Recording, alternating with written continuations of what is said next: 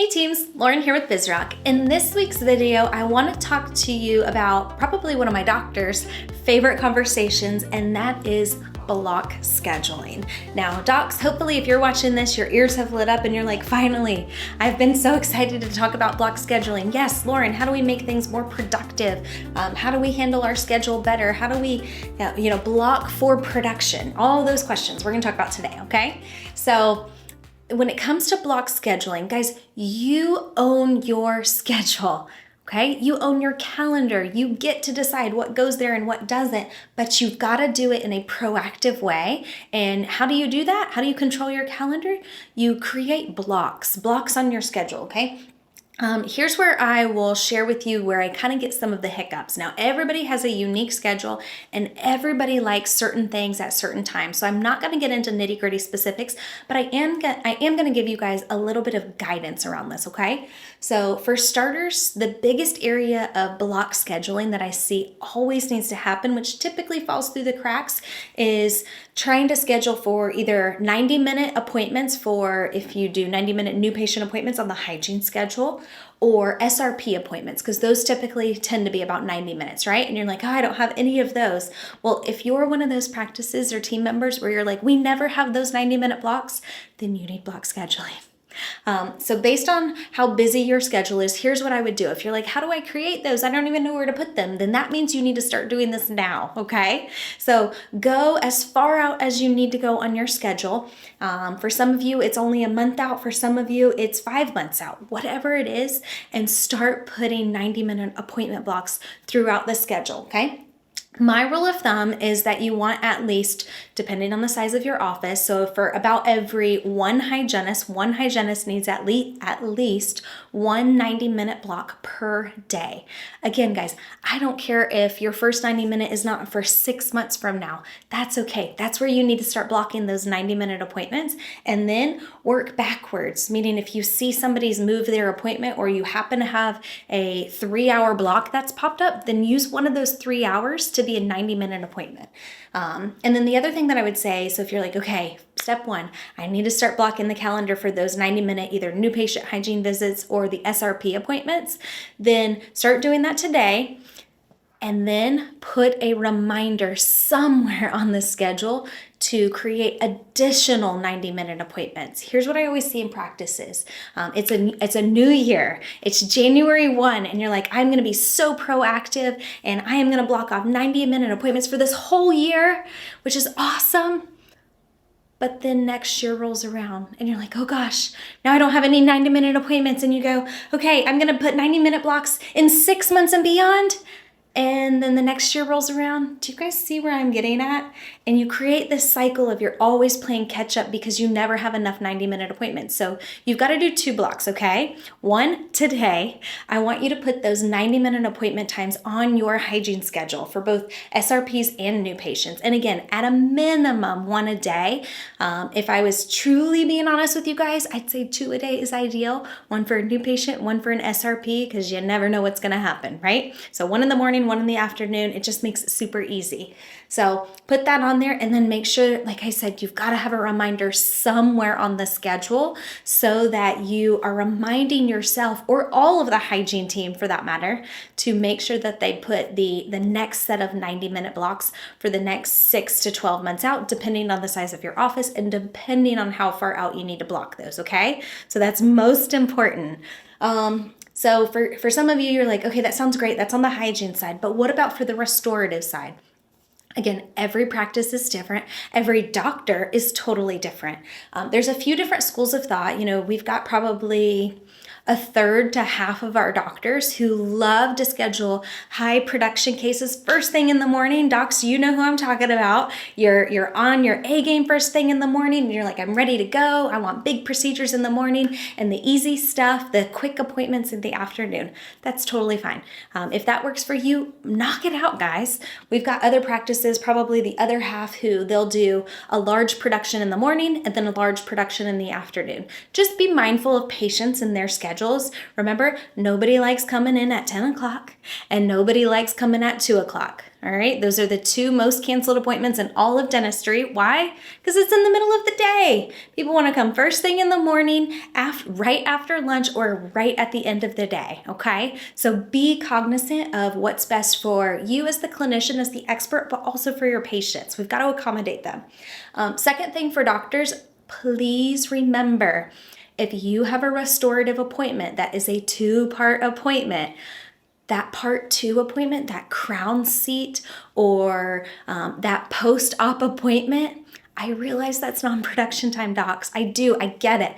But you have to have time on your schedule to see those patients. That's probably the biggest piece of frustration that I hear back from team members. They're like, Lauren, the doc just wants production time all day, every day, but he or she's only in the office 3 days a week or 2 days a week, and they don't have any appointment time for post-op or for a crown seat. And it's like, all right, docs, you got to play nice in the sandbox, okay? That means you've got to make sure that you have those blocks too. Now, you might be saying, yeah, Lauren, I absolutely block that off. I allow my team to do 1 of those per day. Well, let's do some quick math, shall we? If you've got at least 2 to 3 big cases every single day, but then you're only allowing for 1 post-op or crown seat visit, guys, we're going to have a massive issue. And we're also going to have upset team members and upset patients. So we've got to have some time to schedule appropriately so that we can serve those patients, okay? All right, last couple things. When it comes to block scheduling, I also love to follow the rule of thumb where you butt up appointments to each other. So for example, if I am open, just for ease of numbers, from 7 a.m. to 4 p.m., okay? And lunch is somewhere in there. Let's say lunch is, 12 to 1 for ease. So 7 to 4 and lunch is from 12 to 1. So let's say that I look at tomorrow's schedule and there's nothing on the schedule. It's totally open. So it's like a patient comes and they're trying to schedule their next visit. When do I put them? Well, first of all, I should always be offering 2. No more than 2 options. If you're forgetting how to do that, that's the dual close. We've got a video on YouTube, or reach out to our team and we can send it to you. But you've got to follow the dual alternative close, which is always offering your patients 2 appointment times, okay? So if I have free reign, I want to say, Susie patient, doc can see you, tomorrow at either 7 a.m. Let's say it's an hour appointment. He can either see you tomorrow at 7 a.m. or he can see you at 11 a.m. Which is best for you. Notice what I did. I offered first thing in the morning or the last appointment before lunch, okay? Let's say Susie says 7 a.m., okay? That means I have from 8 until noon completely open. The next patient comes in and I say, great, would you like a morning or afternoon? They say morning. The next appointment I should be offering is, would you prefer an 8 a.m. or an 11 a.m.? Here's where your doctors get frustrated. When we put a patient in the middle of the morning and we're like, now I can't do anything. I can't do a full crown appointment there or a bridge appointment in the morning because of my time gap. But you've got to schedule smart, and smart scheduling means that you look at where are the appointments or where are the openings, where's the lunch hour, and we back into those appointments. So if my 7 to 8 is full, the next one that I want to do is an 8 to 9 or right before the lunch hour. Does that make sense? Same thing for the afternoon. So if we said your lunch hour is from 12 to 1, what I should be offering to my patient is 1 to 2 or 3 to 4. Now, in a perfect schedule, you would not offer that 3 to 4 because you want to make sure that you have production as quickly as possible. And on a whim, guys, if you get to leave at 3 o'clock, then that's awesome. You don't get to leave at 3 o'clock though, whenever you have a patient scheduled from 2 o'clock to 4 o'clock, and now there's a big opening, in the middle of the day. That's where your doctors get frustrated. So just make sure that wherever your appointments are, that you're lining them up so that they're stacking on top of each other. There should never be a gap in between appointment times unless you have a doctor who's flipping between rooms, which, guys, if you're a front office team member and you're like, gosh, I'm not a mind reader, I don't know what my doctor wants, ask them. Sit down with your doctor and say, Doc, sometimes I've noticed that you prefer crowns first thing in the morning, and then sometimes I see that you only want them in the afternoon. Which is it? Can you help me out? Get with your doctor and say, what type of appointments do you want first thing in the morning? What type of appointments do you like right after lunch? And docs, for me, you do need to give your team that guidance, but get with them and say, okay, I can see a root canal, a crown, or a composite if it has this many teeth involved, right? And so if that's the case, just make sure that you're doing that. I'm also a huge fan of creating, a template as a guide for team members on what type of visits that you could see, whether it's an emergency, a one surface filling, post-op appointment, or a crown seat, like those type of appointments. But docs, your specific times whenever you can get up and check another patient or flip from room to room and go back and forth between two columns.